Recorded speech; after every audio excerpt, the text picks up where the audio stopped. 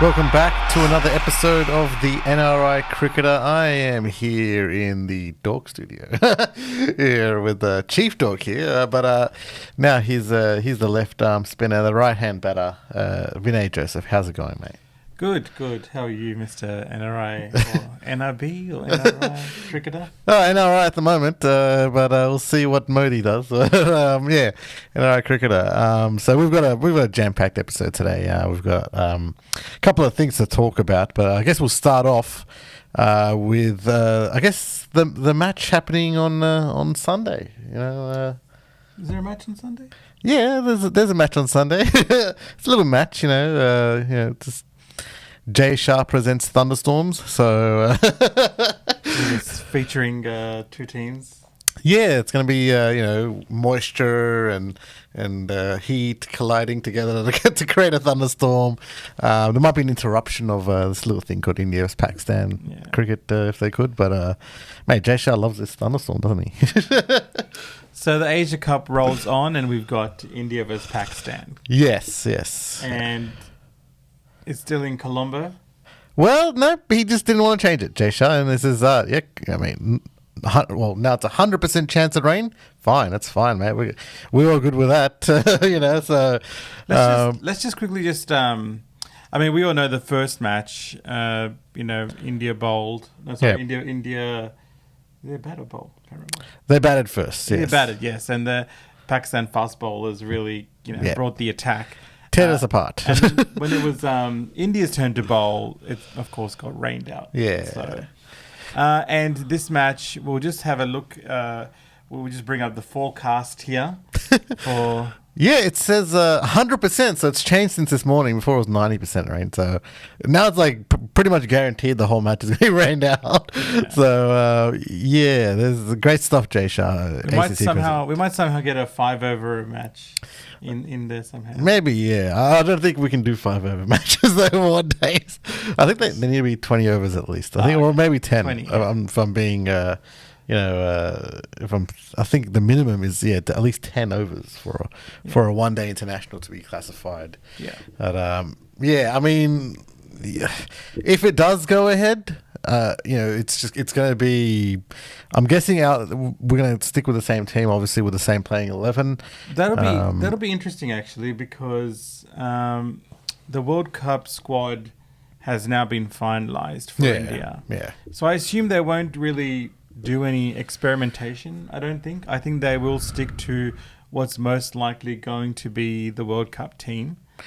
Yeah, we were ragging on them, I guess, for experimenting for the past year now. So I think they hopefully they're set on a team. I mean, we keep hearing about Sky. Should he be playing in the playing 11? Harbhajan really wants him there.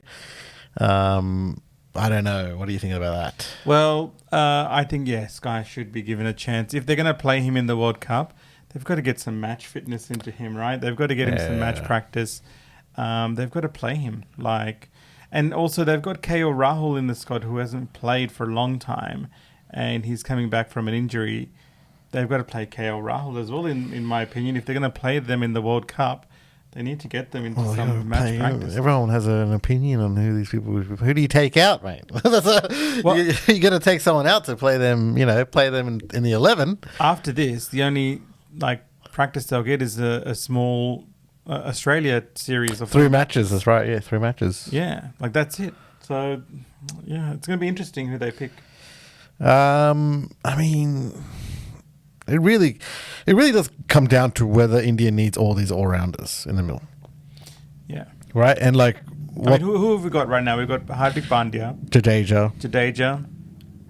And Shardul Thakur. Yeah. I guess, in a way. He's considered an all-rounder. Yeah, bowling all-rounder. But, I don't know. Do you really need 3 of them? That's the main sort of call there, whether they need 3 of them, whether they drop 1 of them for a batter like Sky or a Rahul. It's, I think, a question that should have been answered a year ago, but for some reason we're still tinkering with our team. Well, it'll be interesting actually in India. I mean, we're sort of moving away from the Asia Cup here for a second, but in India, are they going to play 3 fast bowlers? Are they going to play Bumrah, Siraj. Yes, I believe they will. I believe they'll play the three, but I think Akshar Patel. I don't know whether he will get a game. I think. Excuse me, have you seen Akshar Patel's record in India? Yes. The most prolific wicket taker in India. As we have said on this podcast before, he is an Indian cricketing legend. As in, he's just in India. In India. He doesn't really do much outside. But look, he could come into play. But really, that's then saying that they're going to be playing, 3 spinners? Which is a lot, but it matters what the pitch is, I guess. Yeah, I think that's what it's going to come down to. That's why they've got the team and sort of balanced. If we go back here to this Asia Cup clash, which definitely won't happen, but in this game, you might even be thinking of playing 4 fast balls because of the conditions. It's going to swing. I mean, is Boomer back for this? I believe he is. He said he would be back for the Super 4 stage. The birth of his child happened, and it's congratulations to Bumrah. But what he said was that he'll be back for the Super 4. So, I mean, he's got to play. I would play all 4 of them at the moment. Kuldeep looks in really good form, but yeah, I'd play that extra.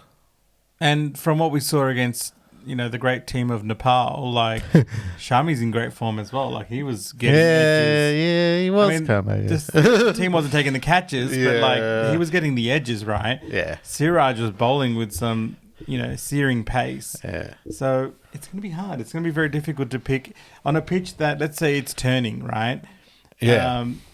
Which 2 fast bowlers are you going to go with? One of them, unfortunately, is going to have to miss out. Yeah, so that's the thing. It is in Pallekele, and it was the previous match was in Pallekele, and there was swinging conditions, and it was good for the fast bowlers. But yeah, in Colombo, we don't really know. Tonight is it's the Sri Lanka Bangladesh in Colombo, so we'll have to see what the pitch sort of throws up there. But it's kind of I'm guessing history. It's spin heavy, but yeah, we'll have to see. But at the end of the day, it does look like it's going to get rained out. So, sort of branching off from that as well, Samit, I believe you have some news about a new development which has happened midway through the tournament, especially for India versus Pakistan. So, legendary, administrator Jay Shah, he has made another move that has caused some controversy right here. Okay, so for the India-Pak match happening, there is a reserve day the next day. They haven't had a reserve day for any of the matches so far. This is a Super 4 stage, by the way, and there's no one else has a reserve day for any other match, but India-Pakistan has one, and it's got everyone upset. So, of course, there's the final, which has the reserve day normally. Yeah. But they've added the reserve day for the India versus Pakistan. Of course, everyone would be upset. The other 2 teams, is it 2 teams? 3, yeah. 3 that are left. They would be upset. What if they get rained out, right? Well, actually, I was reading that Quick Info article, and one thing came up. Initially, I was like, whatever, man. It's India-Pak. It's a big clash. I guess the broadcasters maybe requested it. It's massive, a lot of numbers, for that game. But what was interesting was the Sri Lankan coach. I forgot his name, but he said, look, that's something new that's never really happened mid-tournament to say that there's a reserve day randomly. But it's just he's saying it's unfair because what if, for example, they get points? Chris Silverwood is his name. What if Chris Silverwood said, what if India or Pakistan gets points on that day and then their games get rained out, right? It's not right in that it's not ethically right because then every game should get that reserve day to get that chance, which is an interesting thing to bring up, right? Yeah. Exactly. So now, we sort of know now what that dinner in Pakistan, where the BCCI members. We'll get on to that. We'll get on to that. It was to sort of discuss. Hey, we should have a reserve day. Yeah. It is unfair. Look, I think it is unfair. if they're going to have reserve days, they should have reserve days for all the games in the Super Fours, right? Yeah, I mean, like it's sending a wrong message that because India does control a lot of that ACC, the Asian Cricket Council, with Jay Shah as the president. But I mean, this is giving unfair advantage to India, and I don't know. I'm not really for that, and Pakistan, I guess. And I'm not really for that. I understand it's a big clash, but you want the sanctity of the tournament to be really, proper. You don't want it to be some teams have some sort of advantage, some other teams don't. It just creates a headache. But it's interesting though, Sumit. It does create that sort of unfair sort of inequality. But we'll just, for a second here, we'll just bring up the weather for the rest of the week. Anyway, regardless of the reserve. Yeah, I'm not sure what they're complaining about. It's going to be 100%. It's 100% chance of rain for the next 7 days in Colombo. So I don't even think there's going to be a final that's going to be played. Yeah. Well, I think this is it, really. The match tonight, I heard, is the last. And we're just going to move on to the next thing, which is going to be India-Australia for us here. But hold on, is the final in Colombo or is it in Lahore? It's in Colombo. Yes. Oh. Yeah.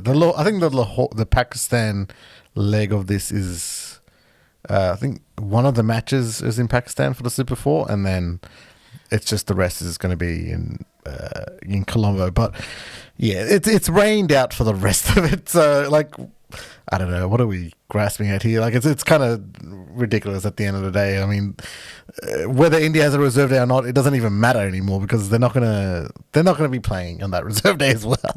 But we'll move on, I guess. So we'll move on to the past week. We've had 2-ish, 1.5-ish games for India in the Asia Cup.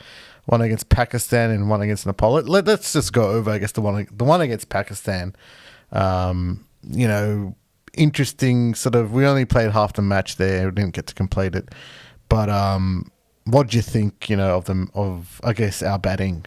Look, straight off, I got to say, I think we had a brilliant opening partnership there. I think that opening partnership of Ishan Kishan and Shubman Gill was brilliant. Yeah, after all the old guys sort of got out of it. Yeah, Ishan Kishan and Shubman. I've been saying that should be the opening partnership for a long time now. Yeah. That looks like what it should be, right? But we've got someone at the top there that just doesn't want to leave. But he did say everyone has to be flexible. Yeah. Except for him, he could. We are talking about Rohit. Yeah, Rohit. You got to stop hogging the opener spot. That's not yours anymore. It is definitely Shubman Gill and Ishan Kishan's. But look, yeah, I mean, Rohit, man, when we saw him get out the same bloody way, it was just ridiculous. I'm sorry, but Rohit has no place in this team. I don't know why he's here, but I guess it's to, just appease him. But really, a lot of people are saying it, not just me. Look at Akash Chopra's, comments that he's made recently. Rohit Sharma is not pretty harsh comments. Yeah, some pretty harsh comments, but I mean they are fair, man. Come on, he's not fit for that role. He's not fit for captain. He's not physically fit to be fielding around, doing captaincy. He just doesn't look like his captaincy material, and we've got him now at the top. Opening when these two youngsters who are fucking really good. They're actually really good. And we're just pushing them aside, saying, no, you can go down to the middle or you be flexible. But you know what Rohit's argument will be? He'll be like, Ishan Kishan, he's a good middle-order batsman. Because he's scored close to 100. But mate, Ishan Kishan is an opener. That's his role. He's probably thinking, well, if he opened, he wouldn't have scored as much as he did, right? Yeah. I mean, look, obviously people got a bit mad at me when I said it on TikTok and stuff like that, Rohit getting out yet again the same way. A lot of people were lumping Kohli in there as well. And how do you think that's what annoys me, because it's irritating because Kohli, unfortunately, has also failed in the same match that Rohit has failed. So Rohit always has the excuse, or Rohit fans always have the excuse that, oh look, Virat Kohli did even worse, or he failed as well.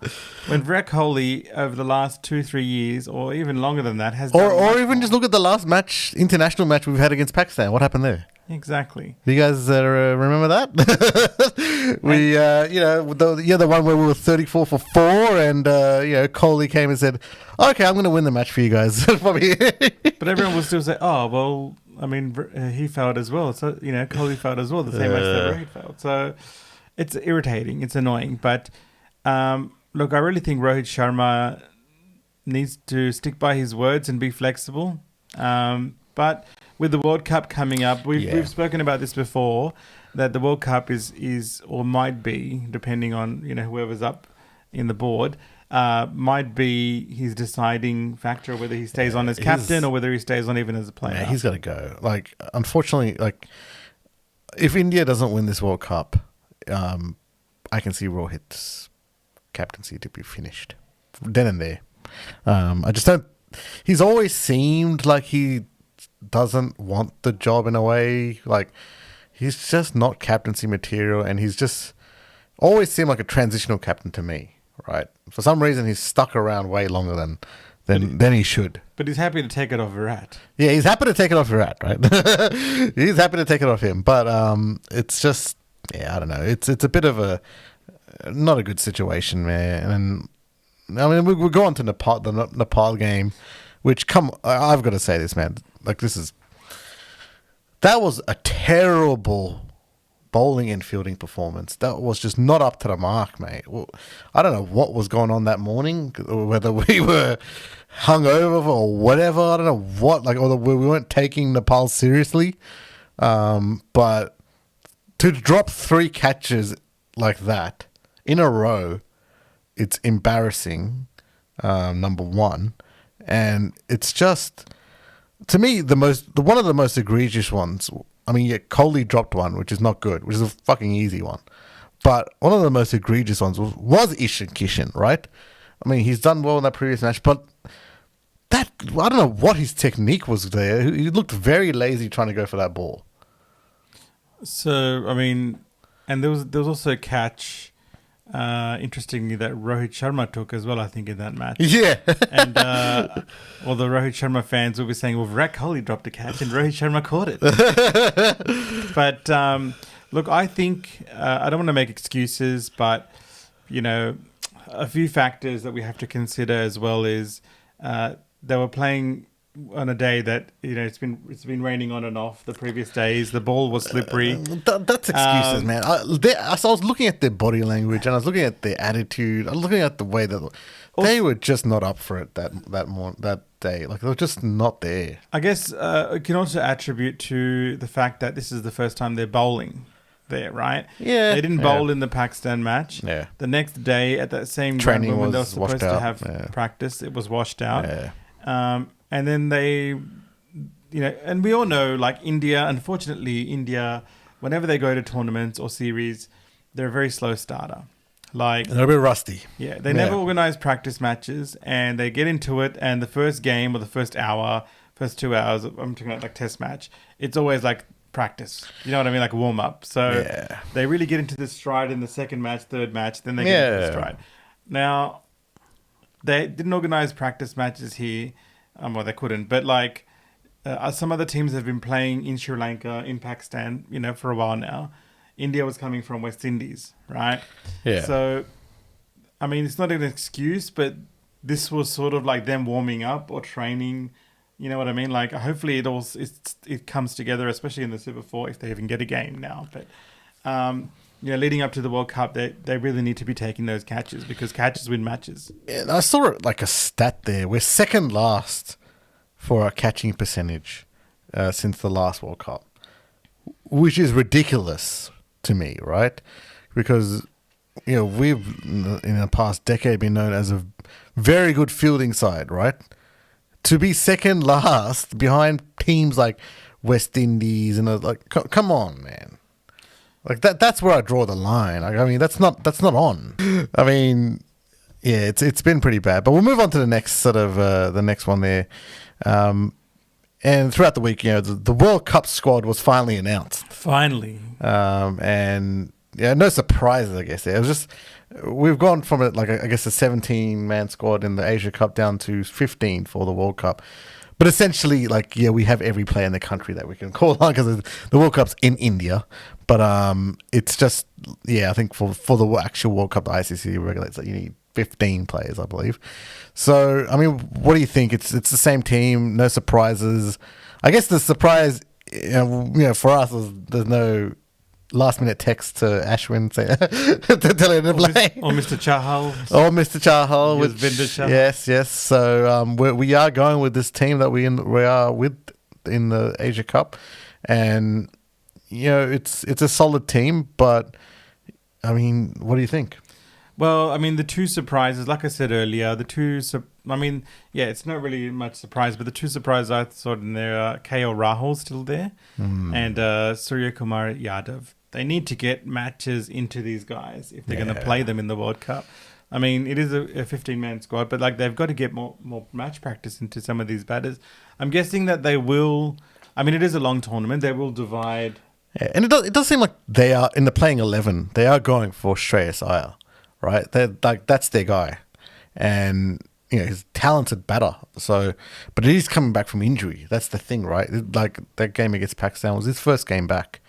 And he didn't really get to bat much in the Nepal game, but it's just, I mean, we've sort of cut it down. We've solidified our squad, but no surprises there. And but interestingly, with those three batters, you can't really interchange each one of them either because they're very different. Shreyas Iyer is he didn't play like a consolidating batsman in the last game, but he's in that position where he needs to come in and consolidate the innings, right? Yeah. Or push on eventually. Yeah.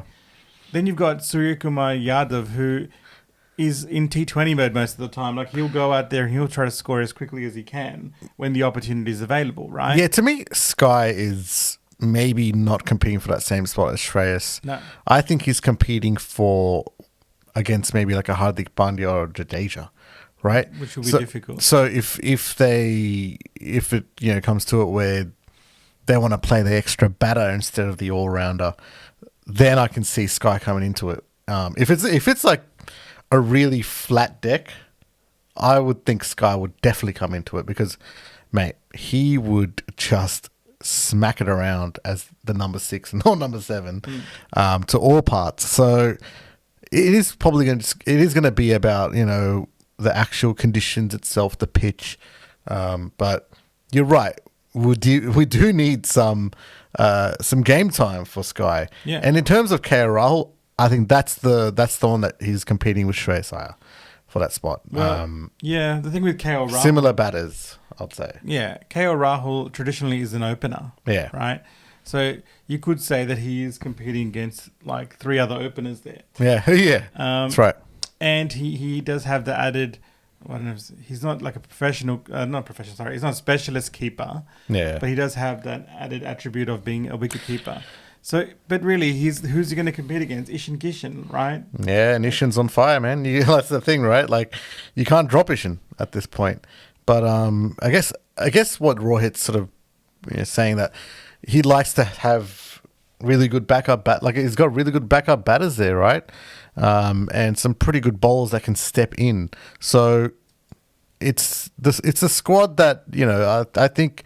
I guess if we were looking at the performances of the past 12 months, yes, it's good. The only thing is, I'm just a big Arshdeep fan. I just would have wished he was in the squad at least.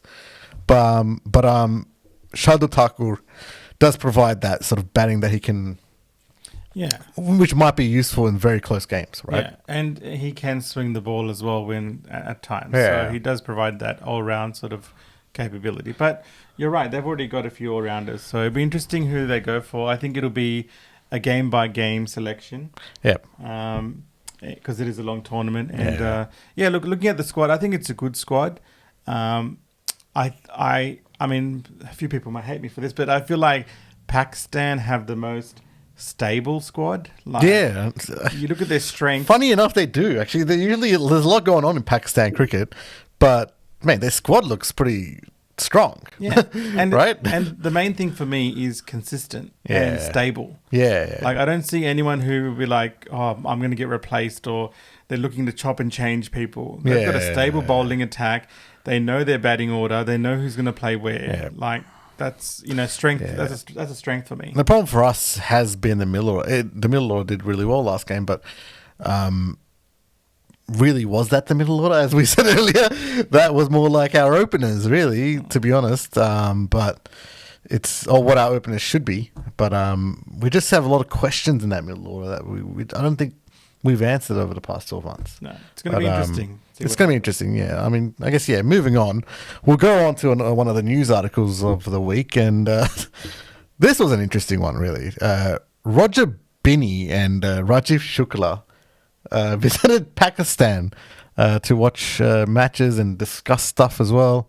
Where Roger Binny was like, they treated us like kings. They brought out the gold flake biryanis and stuff. I don't know what the gold flake biryanis, but they really did. And I mean, is this a sign of some sort of fixing of relations there between India and Pakistan? We saw in a news article Roger Binny saying that it was India versus Pakistan bilateral series looks definitely going to happen, but big but it does rely on the government, right? Which is the same answer we've been getting for the past 10 years, right? That it does rely on the government. But I mean, this is a good olive branch from the PCB to invite, the president and the vice president of the BCCI to Pakistan, and them going is a big thing as well. Yeah, and I would expect nothing less than gold flake biryani. Gold flake biryanis, faludas, man, they went all out on them too. And in fact, as I'm a guest on the NRI Cricketer, I am expecting gold flake biryani at some point, please. 24 carat gold flake biryani. Yeah, please. And some faluda as well. Yeah, faluda. Yeah. I mean, it's. What do you think of them visiting? Like, is it? I think it's a good step. Like, obviously relations with India and Pakistan. Not with the cricket teams, the cricket and the players. The players, I think, have a pretty good. Oh, they love each other, man. Did you see like the pictures coming out and everyone complaining about even Gautam Gambhir going, "What is this bullshit?" Like we used to fight each other, on and off the field, and Afridi versus Gambhir. And we have Kohli showing the Pakistan team his bat and. Joking around with them, Shadab Khan hugging him, and they're pretty friendly with each other. But the main issue is, of course, with the countries, like not from cricket point of view, but it's all like political, a lot of political issues, and that's why I think the BCCI keep sort of pointing it back to the government. It's a great excuse, right? Like it's just like they're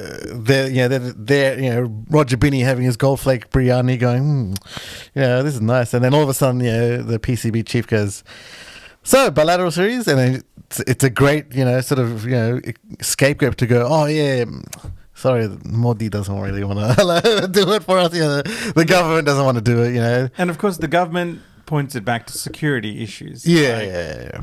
It's going to be very difficult, I think, to sort of skip that hurdle. I think it's going to be a very big.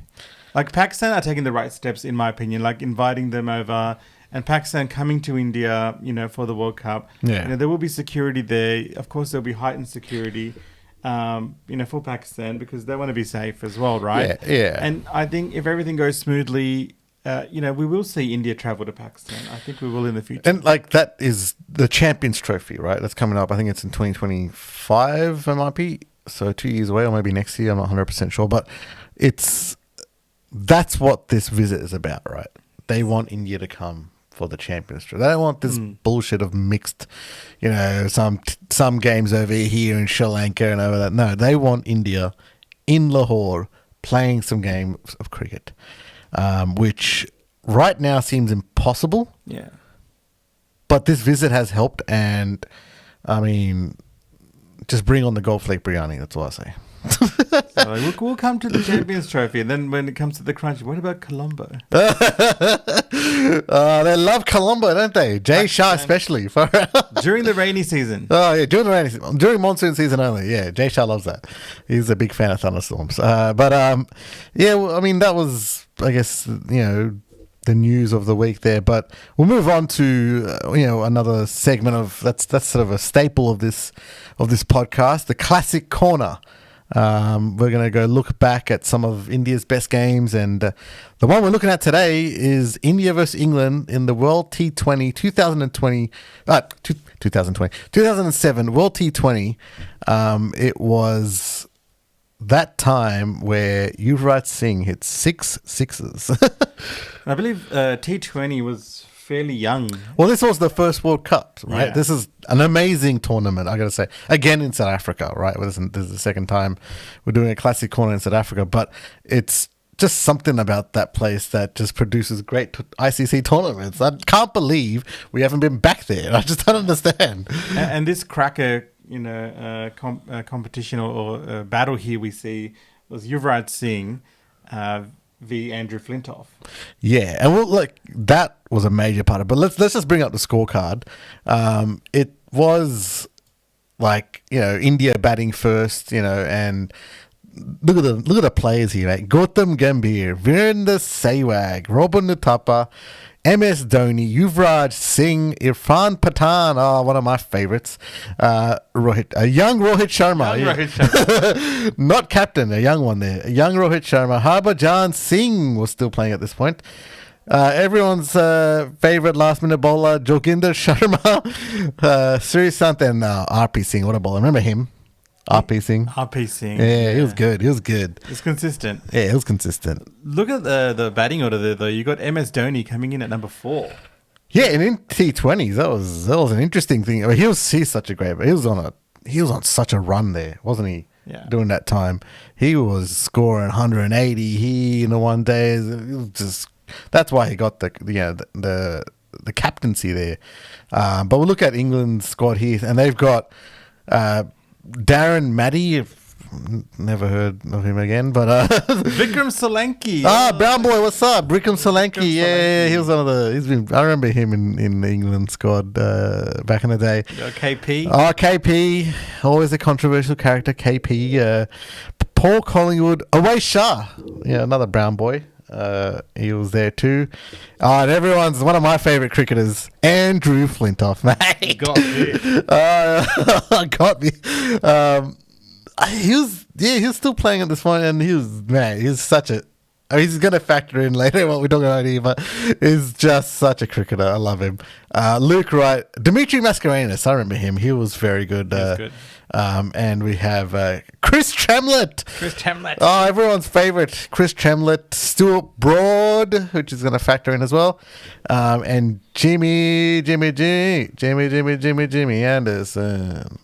He's in there too. Rounding that off. That is a great team. Like right now, England has got a cracker team, right? Yeah, that team's the best. But I remember that. I remember those days back then. Yeah. Like if you look at the bowling attack there, Broad, Anderson, and Tremlett. Yeah. Then you got Mascarenhas, and then you've got Flintoff as well, who was bowling. And then you've got that middle order, which is like Kevin Peterson, Paul Collingwood. I mean, these are greats of England cricket, right? Against some of the greats of Indian cricket. Like it was a cracker match. It was awesome. Like and just to start off, we scored. We scored pretty well. The opening, Gautam Gambhir and Virender Sehwag put on a pretty good opening partnership of 136. That was a very good opening partnership, actually. Wow. That was going nearly a 10 and over there, 136. But what everyone remembers here is what happened in, I guess, the second last over. Yuvraj Singh, and we'll preface actually before that over started. I think there was some back and forth between Yuvraj and Flintoff. Yes. So I don't know, and it got a bit heated after the over finished, I think, and then before Stuart Broad's over was about to start, we see Yuvraj Singh and Flintoff just go at it. and umpires are trying to, just sort of say, stop. And then Yuvraj just like pointing his bat towards Flintoff and saying a lot of stuff. I'm pretty sure that starts with words that start with B and ends with, D, but he's been saying that. That's right, man. Punjabi sher, man. Yeah. Back down, Yuvraj Singh name backing down from. Well, that is the thing, right? He is a sher. A sher is a lion. So he's a sher, right? Like, he's very chill. Like in a zoo, right? Like, lions are very chill, but dude, you poke the lion, mate, he is going to come after you. He's going to roar. And what a way he came after. Like, he came after Flintoff through Stuart Broad. Poor Stuart Broad. But he just came after him. Now, we had Ravi Shastri and Dave Lloyd commentating through this, and they just lost their mind. I remember watching this live and losing my mind as well, thinking, after the first 3 sixes, I was like, there's no way he can do 3. Like, something's going to happen. He's going to get like a 1 or a 2 or mishit it or something. But then I looked at they had like a very close shot of Yuvraj's eyes. And I've seen Yuvraj play for a long time, since 2000, right? And when I saw his eyes, I was like, yeah, no, he's getting 6 sixes this over. He definitely is. And the way he just kept hitting them, there was like one that he just even flicked. Well, that's just it, right? Like, you look at all of the sixes here, you can see he's not full running down and swinging the bat like crazy. They are timed perfectly. And he's staying still. Like, his head is still, he's in the position, and he's just staying still and just flicking it, like, just reacting very well. And, mate, he just hit them, and they just went. Yeah, and when we were watching it, I remember when he hit it, you think, okay, this is not going to go for 6. Yeah.